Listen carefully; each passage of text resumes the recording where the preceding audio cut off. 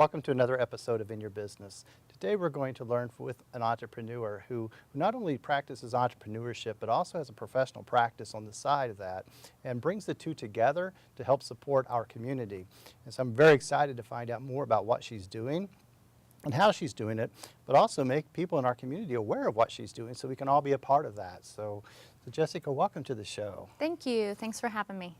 So what I want to do is we're going to get to know about Restored and what you're doing there, but how you're mixing and bringing the entrepreneurship together with your professional practices and just learn a lot about what you're doing. Sure. And as we get started, I want to learn about you. And so it's always important for me to know the entrepreneur. Right. And I think to know that person is to really get to know from childhood up. And I think as entrepreneurs, it's fascinating. We can learn a lot from children, as you well know. And so sometimes I like to listen and hear what it is that you were thinking as you were growing up and see how you apply that in your adult. And so let's learn about that. So as a young child, did you grow up in the area? I did. I actually grew up in Centerville, so I was a bulldog, but Wayne County is my home, yes. Oh, very nice. And as you were growing up in Centerville, what were you thinking about as a child? When you get to be an adult, what did you want to do? So I always wanted to be behind the camera. I always wanted to be in communications. I went to the University of Montana, initially declared telecommunications as my major. I actually came home and did an internship the very first summer, and it was actually under Buddha at Kicks 96 and 101. And I was terrible. I really was terrible. All I had to do was push a few buttons, and I laugh now, but reflect back. Thankfully, I was terrible at that internship because it taught me something. It was not for me. And I actually changed my major at that point, and I declared psychology, and it's been with me ever since. So I'm kind of curious because I oversee several interns. Yeah. And put them out, and they learn a lot. Interns really, an internship is great for your development.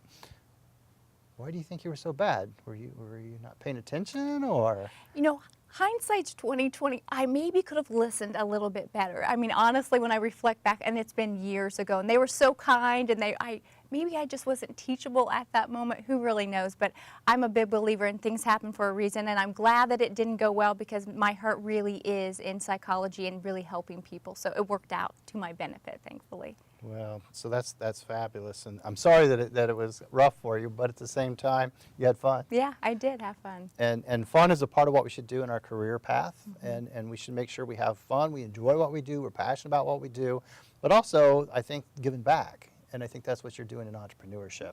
So if you don't mind, let's transition right into Restored. Yeah. And let's learn about what Restored is all about. So Restored came about because I really wanted an opportunity to, one, work in the field, but also as a way to give back. So Restored is located on Fort Wayne Avenue and the Depot District, the historic area, and I love it. I love being in that area. One, because it's vibrant, but also it gave me an opportunity to really think about how can I best serve the community in such a way that it can meet some needs. So Restored actually has the retail and wellness shop that has cute trinkets, and it has essential oils, and it has warm glow candles, and it has a variety of elements to it. And any profit from Restored, from the retail part, allows me to see individuals that do not have health insurance. I'm a licensed clinical addictions counselor, and so I know that sometimes one of the biggest barriers to someone seeking treatment is they don't have health insurance. Okay. So my goal really was any profit would allow me to see individuals that don't have health insurance, and if I can't meet the need, to really work within the community to get them linked up with a provider that could. That's excellent. So basically then there's inventory in the store.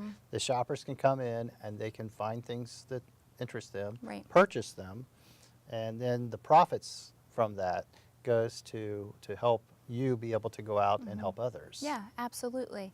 Okay. And it's really a blessing. What's happened through this process is I've had individuals that have said, you know, I really recognize that there's an issue with substance use in our community, but I'm not a trained professional and I don't really know how to give back. And when they shop, there's a small card that goes in their bag that thanks them for the opportunity to give back. Their purchase really did have a purpose.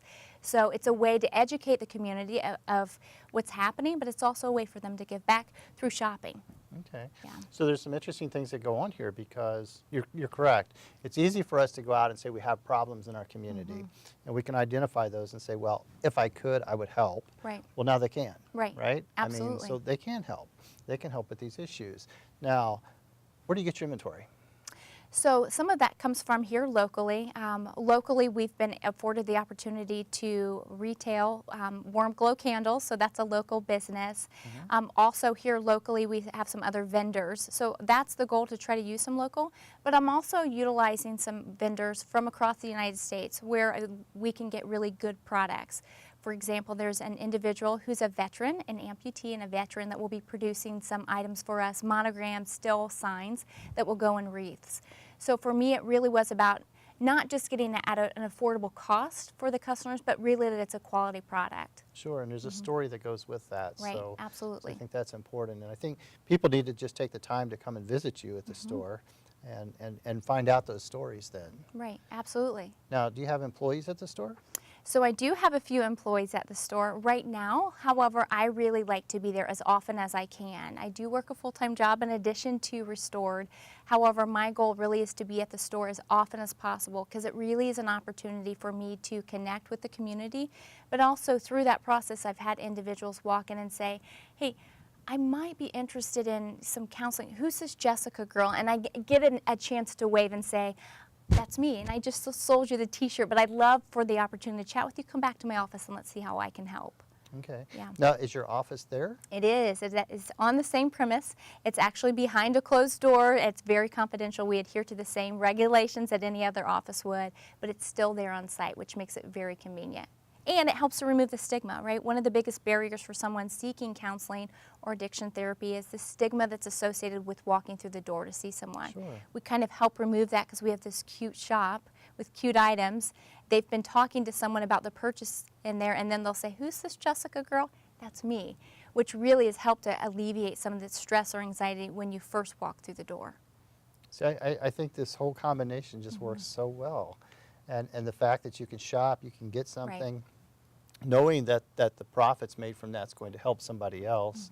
And then my next question for you was going to be, how do you find those individuals that might be seeking those assistance? Right. So, you know, social media has been a really good friend of ours because so many people are connected through social media, but also the historic area of Richmond is really very friendly, right? A lot of people are in that area getting dinner, or they're down there getting coffee. And so it really has been an opportunity where people will walk in, and it's one or two people at a time, and they'll just be inquisitive and asking questions. And I'm a firm believer that if I can't help you, I would love to get you linked up with a community provider that can. And so that's also my goal, is through that, just that informal conversation, really not working as a silo. I'm one provider, right? But the good thing is Richmond really is, we are very rich resources when it comes to counseling and addiction services. But that's a hard thing to navigate if you don't know the system.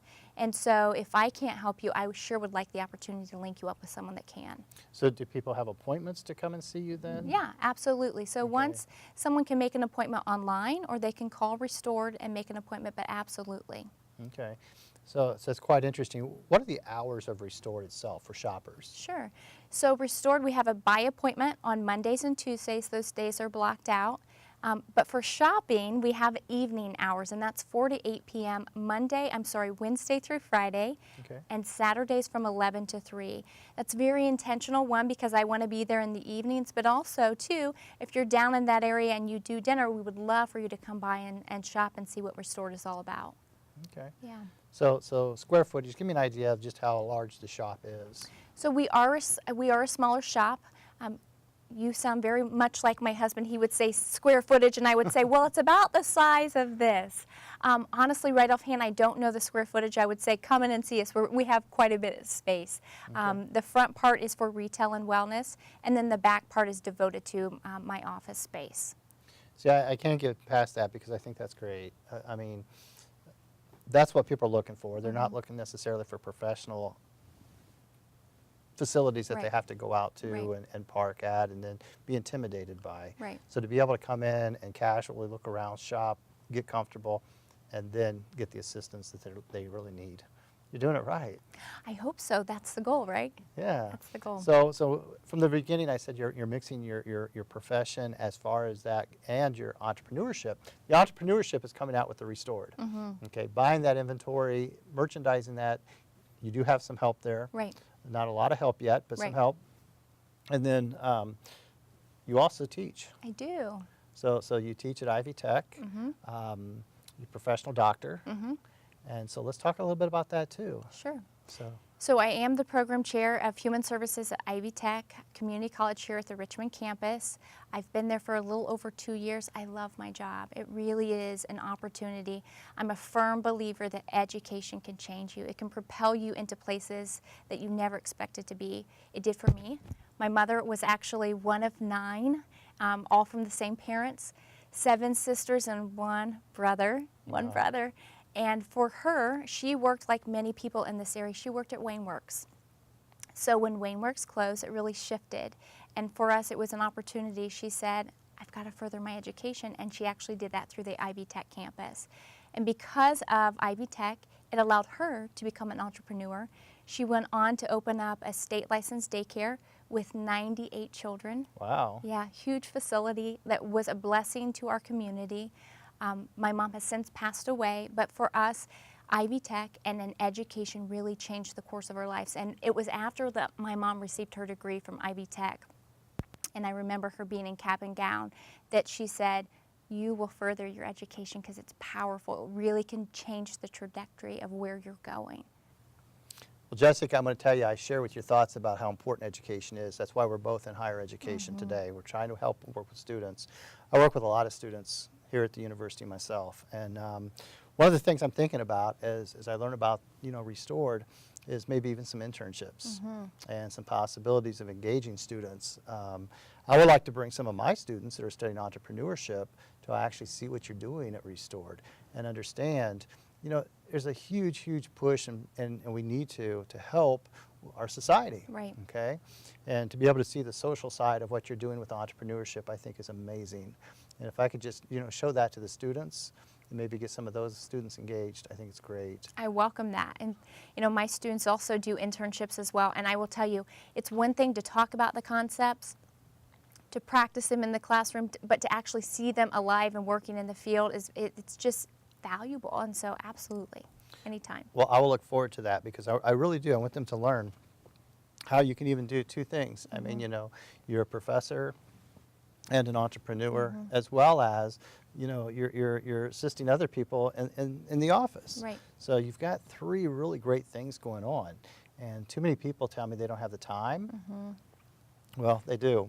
Right. They just have to be able to organize it, which is what you're doing. Right. So. And, even for me, I remember thinking about, do I really want to do this? And, I'm a mom. I have 2 girls. So in addition to all of this, I have 2 rambunctious girls. One's in 1st grade and one is in 5th. And so for me, it really was an ability to sit down and really prioritize what's important to me.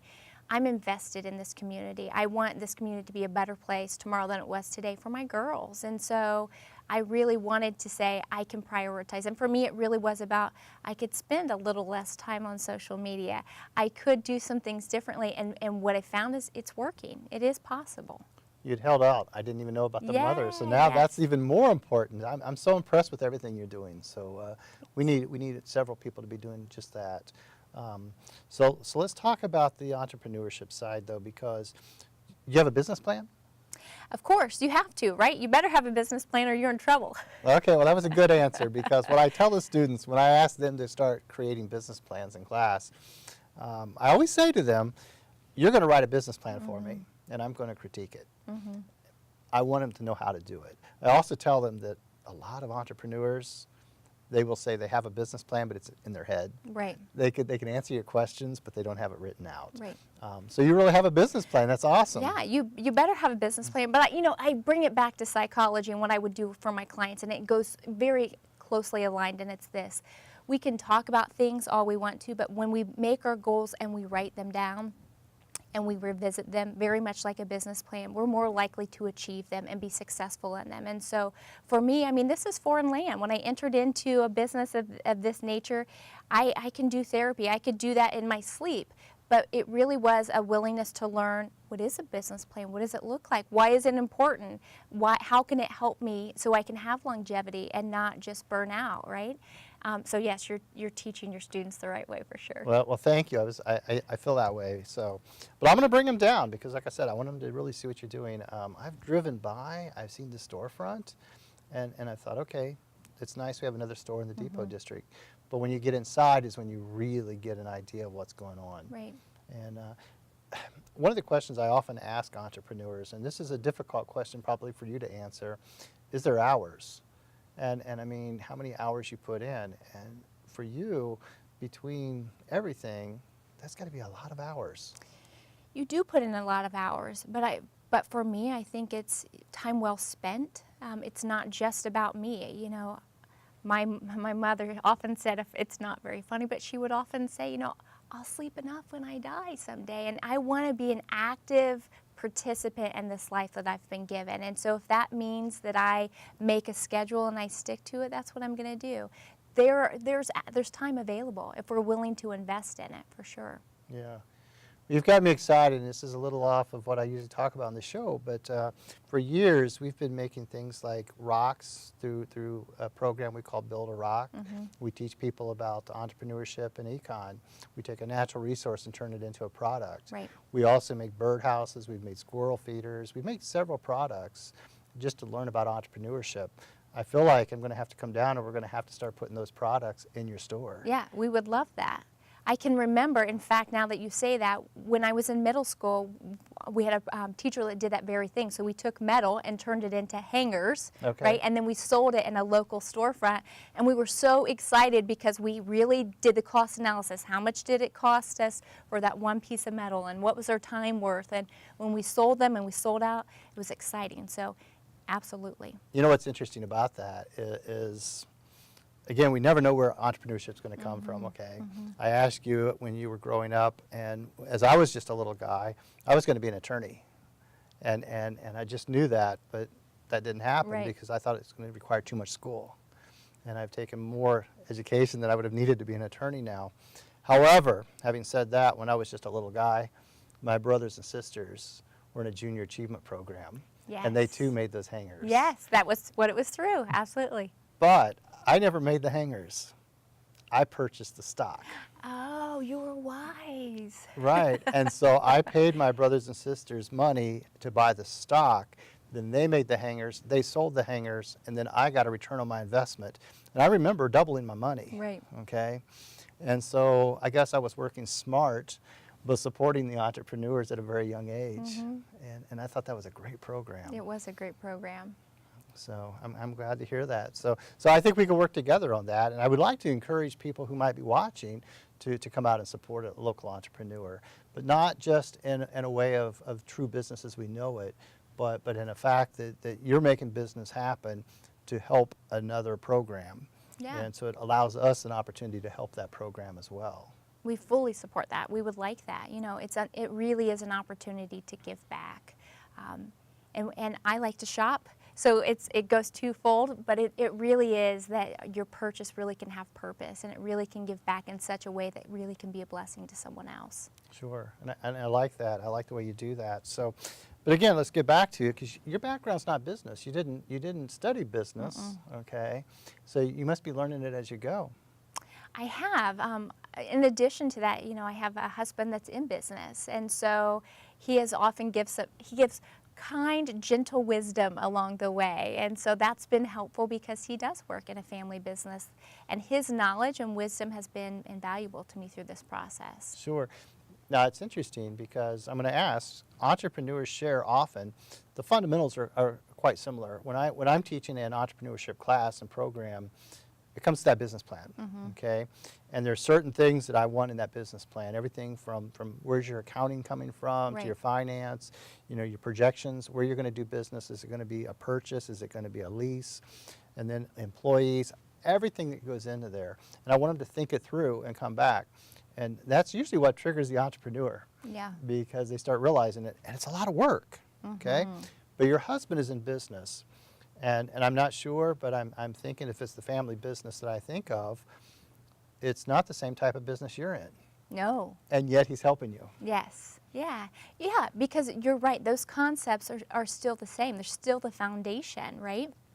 And so he will say, have you thought about this? Have you thought about this potential overhead? Have you thought about this potential cost? And I say, I just want to help somebody, right? But he brings me back to the importance of being business minded, right? And so his knowledge has been very impactful. And no, we're in very different lines of business for sure. Sure. But I think that's the interesting part about entrepreneurs is the fact that we're so much different and yet we work so well together. And I mean, it's such a universal language. And truly, even in the classroom, I work as an entrepreneur. Right. And you know, we schedule our course. We understand what it is we want to achieve in that session. Right. And we have our assessments. Everything about that is very similar to entrepreneurship. Right. So tell me, and I think I probably already know this, but what has been one of the greatest rewards for you in entrepreneurship? For me, it's one, I'm a lifelong learner. I mean, I genuinely mean that. For me, I like the opportunity to learn something new, a new skill, right? Working in the field is constantly changing, but for me, this was a new skill that felt very foreign to me, that felt very different. And I've enjoyed that opportunity to learn, to see how well can I do this, right? But the other part really is about I've enjoyed the opportunity to find out a way how I can create a business that can continue to give back. So for me, that's been helpful. Okay. From the time you started thinking about this, I mean, and how did this idea come up? That's a great question. I don't know that I have the answer to that, genuinely speaking. I was thinking about, I wanted to give back. Since I teach and I'm a licensed clinical addictions counselor, I wanted to also return to the field and do a few hours in the field. Well, then it became, well, I also like to shop, and is there a way that I can shop or people can shop and give back and really address one of our community's most pressing needs, and that's substance abuse. So it all came from this initial brainstorm, and I thought, how do I do it? A business plan is helpful in that. Sure, Yeah. sure. Well, that's quite interesting. And you're bringing it all together, and that, I think, I mean, there's not a lot you can say about that. I mean, you're doing it right. When you look at it, what do you see the future? Are you looking to expand and grow and get more inventory? What do you see your future looking like? I think that's the goal. I think you really have to be willing to look forward. You have to be willing to look ahead to kind of do some predictions. My goal would be to expand. I would like to see that we expand. I would like to see that we offer some additional inventory so it brings in more people. We are also looking at expanding Restored sponsors 2 community events 2 times a year, one in September. September is National Recovery Awareness Month. Okay. So in September, we take the opportunity to host community events and or concerts. Some of those are free, some of those are not, and then any profit from those concerts allow us again to give back and host and take care of those that don't have health insurance. So for me, it really is looking, how can we expand? And how can we give back? And so, yeah, absolutely. The goal is that we don't just stay where we're at, that we continue to think forward and how can we get better. Okay. So let's take a little different approach here as we talk, because if I have somebody who's watching this, whether they be somebody at home or with somebody in my classroom, I want them to understand what it takes to start this kind of business. What did you have to do? You do a lot of research. For me, it really was looking at leasing. Should I lease? Should I purchase? I actually had a place that I wanted to purchase. I actually made an offer on a place that I wanted to purchase. And when we got a contractor in there and really began to look at the cost and analyze the cost, it just was not a smart business move for me at that point. And so for me, it really was about researching and really taking a look at how much is this going to cost me? I ended up leasing. Okay. In the end, which was beneficial to me and the needs of my business.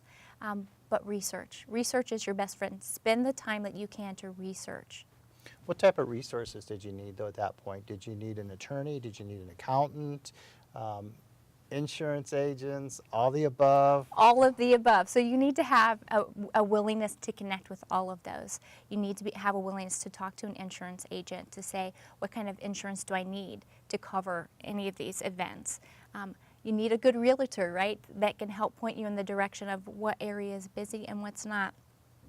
beneficial to have an accountant on board. And so there are many pieces to this puzzle. Again, my background is psychology, I can do that well, but I don't do all the other things. That's not my expertise. So reaching out to community members that have that knowledge, and they've been so willing to help. I think that that's so willing to say, hey, I'll have coffee with you, or I'll have lunch with you. Sure, sure. Now, when you said a board, it kind of triggered something. One of the things I ask students to put into their business plan is a sustainability. So I want to know how they plan to exit the business. But the other thing I look for is if they're going to have like an advisory board. Do you have an advisory board for your business? I do. I have lots of advisory board members. One, because I believe in that.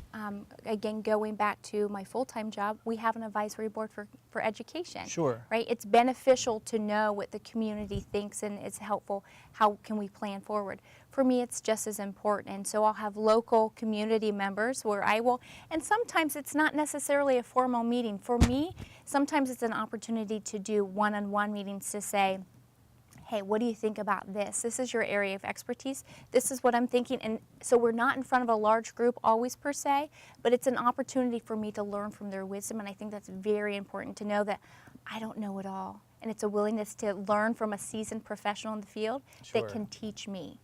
And they've been very gracious in doing so. Sure. Is there anything that you would advise a student today that's thinking about getting into entrepreneurship to look out for? Ooh, there are so many things to look out for. I think, you know, the willingness to really self-reflect and say, is this a good idea for me? Will this model work? I would say be cautious and don't be too quick to jump in. Really analyze the potential benefits and or risk of engaging in this potential business. I think it's doable completely. So I would never say don't do it, but I would say think about it. Really give thought and be very methodical in it before you dive first. I think that's great advice.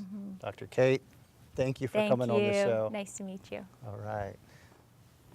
This concludes another episode of In Your Business. Today we spoke with a very interesting entrepreneur. It's an entrepreneur who mixes her profession along with the entrepreneurship. She brings a lot of great things to our community, and I would really like to see our community get together and support her in her business. I know I will be. And I look forward to some of the things that we're going to experience together. So again, thank you for watching In Your Business.